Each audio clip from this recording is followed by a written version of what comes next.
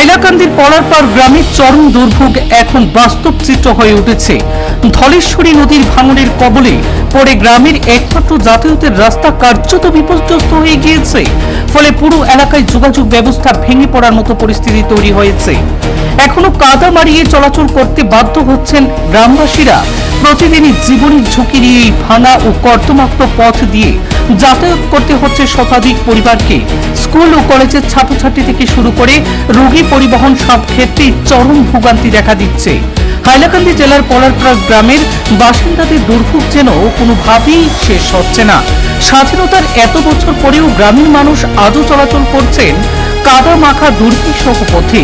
উন্নয়নের ছোঁয়া না পাওয়ায় অভিযোগ দীর্ঘদিনের থেকেই।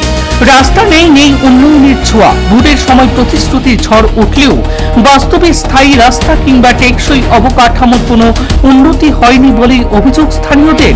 এরই মধ্যে ধলেশ্বরী নদীর ভাঙনের কারণে গ্রামের একমাত্র যাতায়াতের পথও কার্যত ধ্বংসের মুখে। ফলে চরম দুর্ভোগে পড়ছেন শতাধিক পরিবার।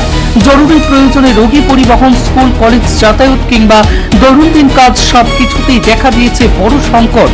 অনেক সময় বাধ্য হয়ে দীর্ঘ পথ ঘুরে বা পায়ে হেঁটে যাতায়াত করতে হচ্ছে স্থানীয়দের। এলাকাবাসীর দাবি অবিলম্বে রাস্তা নির্মাণ এবং ধলেশ্বরী নদীর ভাঙন রোধে কার্যকর ও স্থায়ী ব্যবস্থা গ্রহণ করুক প্রশাসন। না হলে আগামী দিনে পরিস্থিতি আরো ভয়াবহ হয়ে উঠতে পারে বলে আশঙ্কা করছেন তারা।